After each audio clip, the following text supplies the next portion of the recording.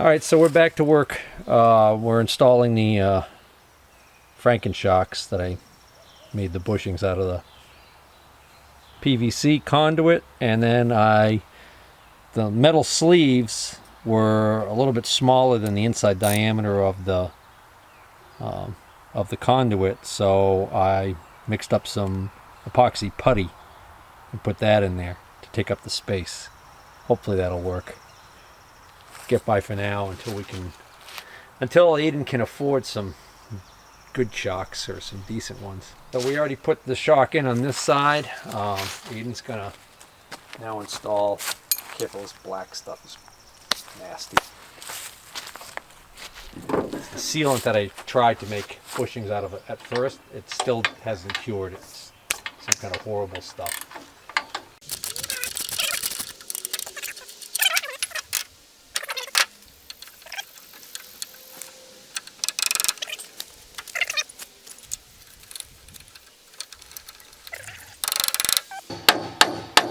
Damn. It's like the screws in there. Tolerance is tight on that. I find hard to believe. Probably more because of these metal extension brackets that somebody put on here are out of alignment.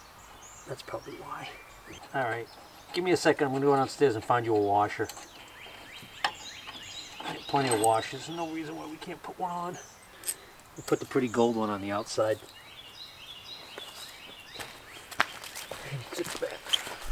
Alright, so now I'll show you how to take the bearings out.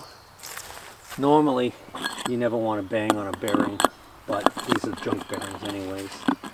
So the trick is, take a punch, put it in an angle, and catch the lip of the back of this bearing on this side, and just give it a good whack and it should pop out. Pop out? Yep. Where did it go? Right there. So that's garbage. And now that one's easy because the other one's already out.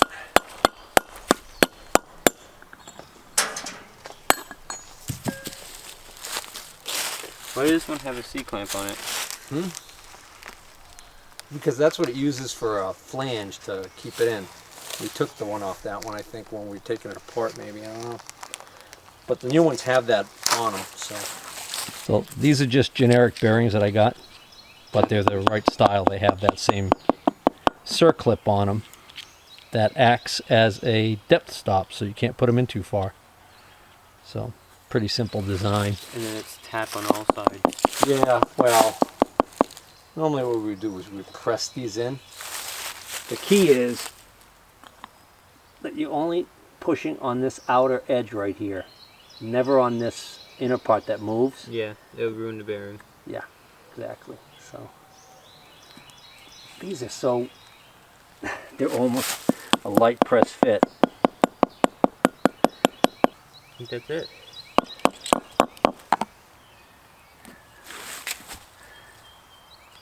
Yeah, I think you're right. So now, again, same thing. It's like, they almost just press in. Your fingers practically. Yeah. Alright, so now we've got to figure out what goes on. Oh, we did that wrong. Why? Why? Did we do that wrong? No. It goes in like this. Alright, where do those little sleeves go then? Do they go? Oh, they go right here. Yeah, right here. And that's what keeps the tire from being able to go too far and rub in. We're going to take the bearings out so that it wouldn't go inside. Right, so what we got, that is the seal that came off of the bad bearing that we took out. So that's junk. That's trash. That's from the seatbelt mechanism. So this is the sleeve. Yeah. It goes on here first. And then you got two washers. They must go on before these nuts. Yeah. Okay. Lift it up. You lift our. Wait a minute. Is this the outside or the inside? Outside. Okay. If you want the valve on the outside.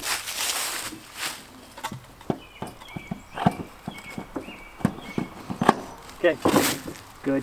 All right. So now you put in one of these washers. And then one of these nuts, and the key is you don't want to over tighten these. So it doesn't push on the... Right. You're going to tighten it enough so that it doesn't rock. Now let's do the other wheel. Yeah. Well, I got to get you a... You want, I'll take this nut with me so we can see what size it is and get you a socket.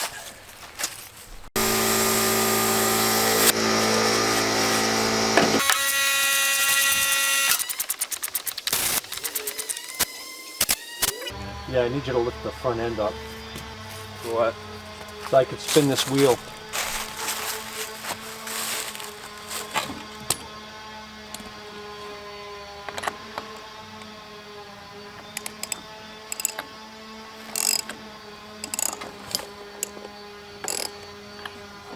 Is that good? Nope. So.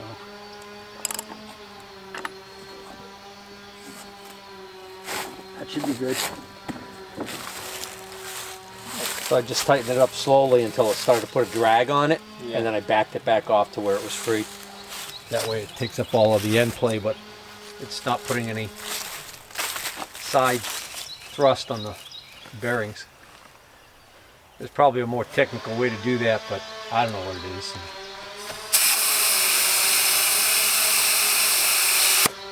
Why is it doing that? It takes skill to use that one there. Now that we got this stuff kind of straightened out, let's just, for the heck of it, see how bad this front end alignment is. That looks like that wheel's going straight forward right there. That wheel's not going straight forward. Which one? That one is pointing to the side. Oh yeah. Well, it's hard to tell when you're looking at it from the top. That one's going that way, and this one's going this way. Right? That one's going this way? Yeah. So they are towed out. Alright, we're back to work on the Yerf dog. Aiden's been using it for a while now, off and on, and then, I don't know, about a week and a half, 2 weeks ago, he had to stop using it because something happened. So Aiden was riding it and he suddenly noticed he could feel like hot gases or something, right?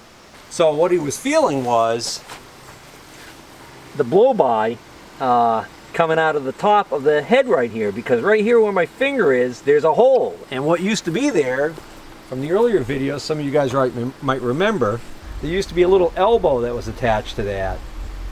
And it was just pressed into the cover. It wasn't screwed in, which was kind of a bad design. So here it is looking down from between the seats. That hole right there, it's not threaded or anything. And the little fitting that was in there, I think it might have even been plastic. We have no idea where that went. That just disappeared. So the theory is that it got hot enough that it popped out. So what we're going to do is we already took the bolts for the cover out, and we're going to pop that cover off, and I'm going to see if I can't tap that with National Pipe threads so we could put a tapered brass fitting in there that has an elbow on it. So this hasn't been run in a while. Well, actually you did turn it over when? Yesterday. Alright, well, but it wasn't running really, so hopefully there's not too much oil sitting up in the top here. We also jacked up the front of the cart to help keep the oil from coming out over here, and that's on there pretty tight, even though I got the bolts out. So I'm gonna grab a rubber mallet to give it a whack and break it free.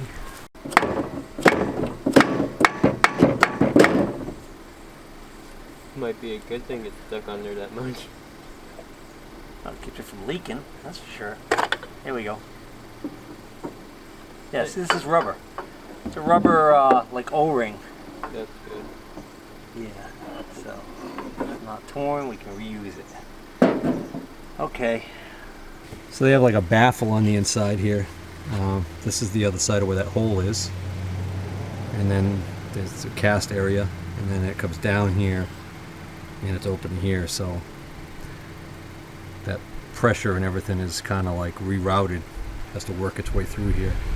And they really want to make sure that that isn't just wide open. They even silicone this. Must be high temperature silicone they used or something. Okay, that's Yeah, rewind right. time. Okay, so I forgot to hit record on the camera, but I just drilled this out, and then I blew out all the little chips of aluminum because I don't want to have any aluminum shavings get into the motor. Then we have to rebuild it again. No, that ain't happening. So now I've got a National Pipe Thread tap. I'm going to cut threads in this aluminum, which should be pretty easy because this is nice and soft aluminum. Only the cheesiest.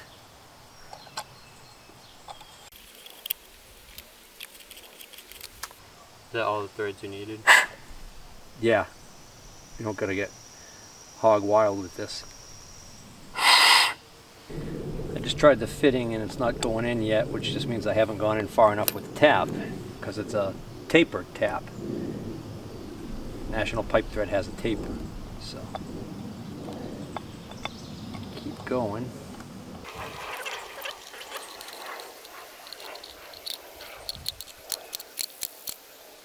I didn't drill that hole very straight. That should do it, hopefully.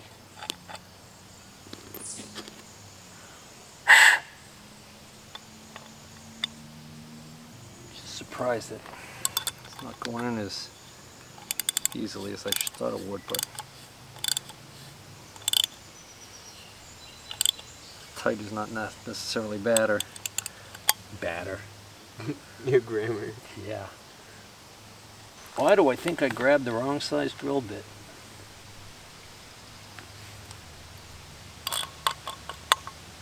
Bet you I did. You can't undo it now. Well, the problem is it's probably so close to the correct size because the fact that I'm able to get this in at all tells me that if I go up to 3/8 now, I'm probably going to, I don't know, I might only partially take out these threads.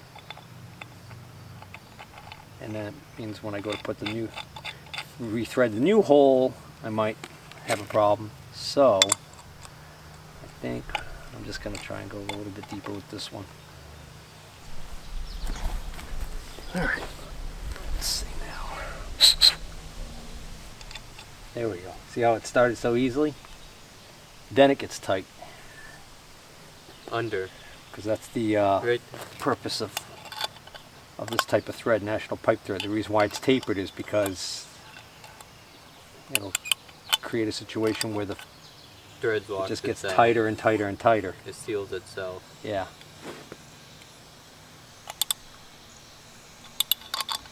Now, I don't want to go crazy with this, tightening it. The reason why is because I don't want to crack this casting. So now, that should work fine. It should blow right into your ear. Hey, it's like, So the reason why I didn't put an elbow in here is because the elbows that I have are close corner elbows. And the problem is that there's kind of like a recessed area that this screws into over here. So if I went to put that elbow in right now and I went to screw it in, it would start hitting here on the cover before I could rotate it around and get it to screw in far enough. So we decided we're going to go with this, and then we'll put a piece of hose on here. The other thing too is I'm wondering if we could probably heat this up. We could heat this up and we could bend it down. It wouldn't be too hard to do. This is just brass. Alright, what you're going to do is you're going to use the torch, heat this up, and I've got this metal dowel in there so that I can use that for leverage to bend it. Okay, concentrate the flame right here. Got it?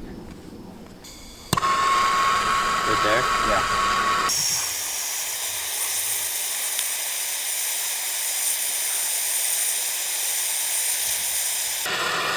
Alright, stop. What's wrong? Ain't gonna work. Why? because that brass alloy that they made this fitting out of is a lot tougher than I realized. Now we gotta wait for that pin to cool, because the pin has heated up and expanded and is stuck in there. Just use acetylene. Well, I think at this point we should just put this on, put a hose on here, and have the hose make the turn for us. Put it in water. We'll take this casting and throw it in water right now. If it's too hot, we'll crack it. And then this will be a big leaking oil piece. You'll have to throw it away. So I wouldn't advise it. No, you would get the scrap metal out of aluminum. I'll bring it up to Bay Path and see if one of the kids up there could TIG weld it for me next year. I could do that. It's aluminum. Yeah, problem is you'll be out of school. You Next can't do it this year. You'll have to do it next year. That's what I'm saying. You'd have to wait until fall. Do you want to wait until fall? We can do that here. With what? AC. AC what? You don't have any TIG welding gear. But you do. Well, yeah, you can't use my TIG stuff. Why? Well, you're not allowed to. Yes, I am. No, you're not. Why? You don't want to see how much better I am than you? Oh my! Oh boy, that's. Now that- Way better. Now that's hilarious. You want me to bet? All right. Well, when I set up my TIG outfit, we'll have to see whether or not the kid in the socks and sandals is better at TIG welding than his dad. They're called Jesus sandals. That's offensive to people who believe in Jesus. Well, now I did it. That's really stuck in there. What is that piece? It's a hardened, it's a gauge pin actually, but I just had it in my drawer of assorted dowel pins because I wasn't that enamored with it. Actually, you know what? It might be a piece of drill rod. I don't even know. I don't really care at this point. I just want it out. And the problem is I can't really grip it really well because, again, it's hardened. Worst case scenario is I take the fitting out and I drive it out with a pin from the other end. I think it's cooling off now. I think it's moving. No, it's not. Okay. All right, here's what we're going to do. We're going to let that cool off, and while we're waiting for it to cool, I'll find you some oil so you can top your oil off again. All right, here's the finished product. Took a hunk of rubber hose, heated it up, and gave it a little bit of a bend, and that should suffice. That way rainwater won't run into it, and when he's driving, it won't blow hot gases towards him. Sent him into the house to put some proper footwear on. Thought he was going to wear flip-flops and socks driving this thing.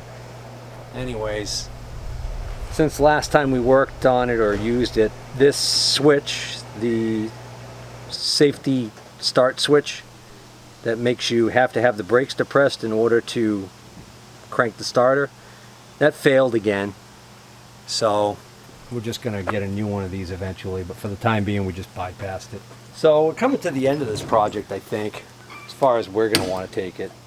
What I've got left to do is I need to mount and wire in the voltage regulator, get a ballast resistor, or whatever they call that resistor that runs over to the electric enricher circuit or choke circuit on the carburetor, and then clean up the wiring a little bit, and then we might work on just tightening that front end a little bit more, and I think that's going to be it, but we'll see.